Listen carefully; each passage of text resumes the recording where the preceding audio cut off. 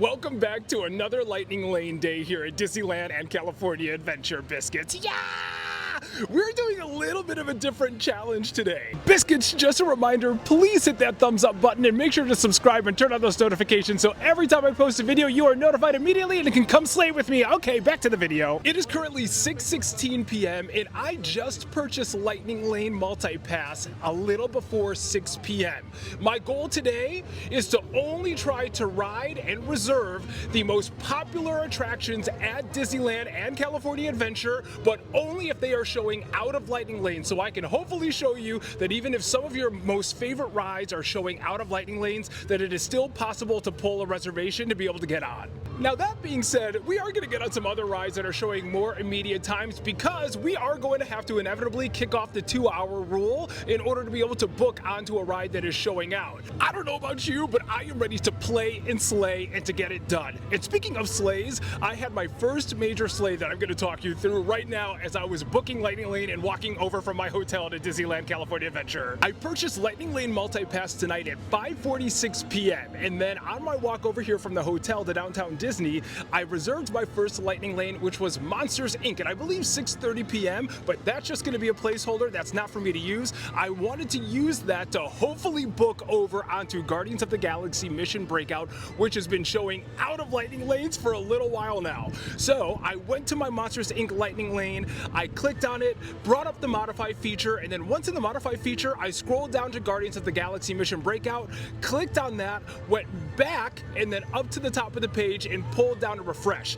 And then as you can see, once you pull down to refresh, it is going to jump right to the ride that you clicked on. And Biscuits, after a little more than 10 minutes refreshing the page, I was not only able to get Guardians of the Galaxy Mission Breakout to pop up and show a time, but I was able to get an immediate return time, which it is now about 20 minutes past. So we are going to head over, we're going to scan in for Guardians of the Galaxy, and then we're going to move on to our next attraction, which might actually be in Disneyland, but that's going to be the rules of the game. Lightning lanes that are showing out, so hopefully we can show you that I'm not only able to get every major attraction here at Disneyland and California Adventure, but it's possible to get them even if they are showing out. Let's go!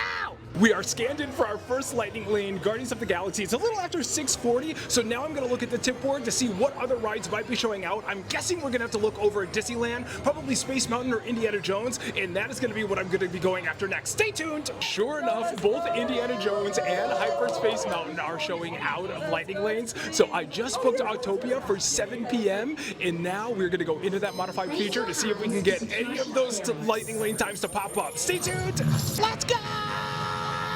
After not even 5 minutes of refreshing, we were just able to pull a 7 p.m. for Hyperspace Mountain after it was showing no reservations whatsoever. And here's where we got a little bit lucky. Hyperspace and Indiana Jones right now are next to each other on the tip board. So when I was pulling down a refresh, I was going to take my pick of either one if a time popped up. Now, as you saw, Hyperspace first popped up for 10:15 p.m., but I was not fast enough to grab it. And sometimes that's going to happen. Just because a time pops up does not mean that you are guaranteed to get it. So we went right back to refreshing, and it worked out in our favor because that 7 p.m. popped up and we were able to lock that in, which is in literally about 5 minutes. So after Guardians of the Galaxy, we are going to be heading over to Disneyland and getting on Hyperspace Mountain. Such a slay! 7:03 p.m. and we are going to be getting on Guardians of the Galaxy. Let's go! Show me that! It's so good! It's so good! You got clearance! Let's roll!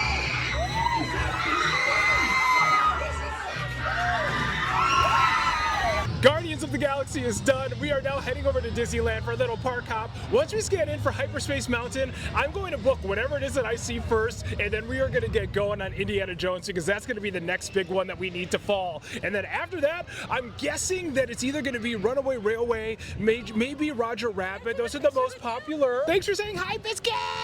So either Mickey Minnie's Runaway Railway or Roger Rabbit, that's going to be my guess for the next ones that are going to show out, but we're going to have to wait and see. It's a really crowded night here at both of the parks, so it's inevitable that a lot of these rides are going to show out eventually, and we are going to get as many of them as we can. 7:23, we are over at Disneyland. It is time to scan in for Hyperspace Mountain, which has recently just jumped up to a 70-minute wait, so I am very glad to be able to skip that line right now. And then as soon as we scan in, we are going to book whichever attraction I see first, and then we are going going to get to refreshing for Indiana Jones. I just saw an 11 p.m. show up for Indiana Jones, so that gives me some hope that we'll be able to pull a time here, hopefully pretty soon.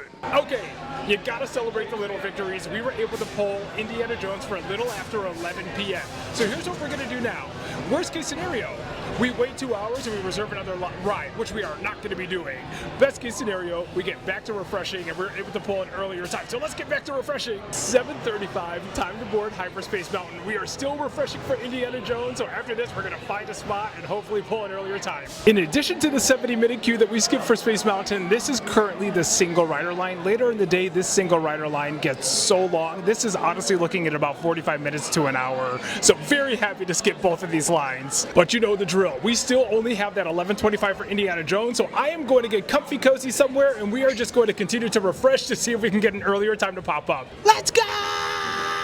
Just pulled Indy for 8:05, which is essentially right now, so we're going to walk over. By the time we walk over, we're going to be able to scan in. The next rides that are really close to showing out, if not out, are Mickey Minnie's Runaway Railway and Roger Rabbit, so I will most likely be trying to get one of those next. But for now, let's head to Indy. Runaway Railway and Roger Rabbit are on the verge of being out of lightning lanes, so there is actually a relatively immediate lightning lane right now for Big Thunder Mountain Railroad. So if I scan into Indiana Jones and that's available, I'm going to book Big Thunder Mountain Railroad, do that, and then by that time, some of the other ones may be out of lightning lanes and we'll try to book those.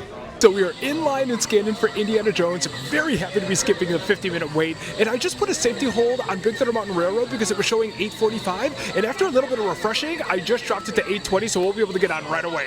Whoops, sorry biscuits. We were just moving through the merge. So we just refreshed it to 8:20. So we'll be able to get on pretty much as soon as we get off. You can scan in 5 minutes early. So as soon as we finish up with Indy, we're going to head over to Big Thunder Mountain Railroad. And then we'll see what's showing out. And then we'll see which one we can book. 8:18 and away we go on to Indiana Jones. Let's go!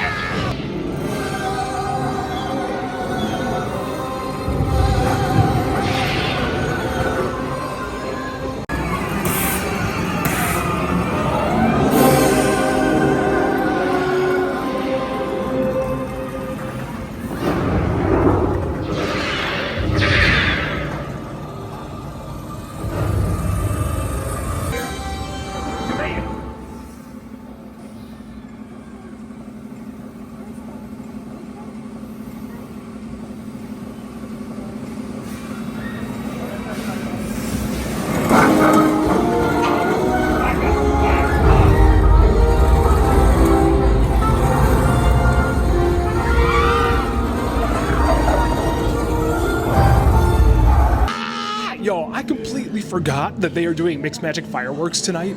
So Toontown is going to be closing early. I want to say it closes around 7, so about right now 7 or 8 p.m. 8 p.m. I'm pretty sure. Even if I were to pull a lightning lane, I wouldn't be able to go until after, I want to say around 10 o'clock. So I will most likely not be staying until then. We are for sure going to go on Big Thunder Mountain Railroad, take a peek at some of the other lightning lanes, whether that's here or over at DCA, to see if anything else is showing out, and maybe try to get on another couple rides. But up next, off to Big Thunder Mountain Railroad, one of my favorite night rides in any of the parks. Wow, wow, wow. Even before Fantasmic and the fireworks, Big Thunder is still in its extended queue and has a 35-minute wait. Not that bad. It could be worse, but again, I am very happy to be skipping it. Scanned in and we're heading up the stairs to Big Thunder Mountain Railroad, and just for fun, I booked Toy Story Mania. If for whatever reason I can book that to an immediate time, we'll go over to DCA, make the walk to Pixar Pier, and then get on Toy Story Mania as well. Incredicoaster is not going to be difficult to get a return time either, so we'll knock out both of those. Again, just for funsies, because why not? We have it, might as well use it. 8:36, and it is time to ride the wildest ride in the wilderness, biscuits.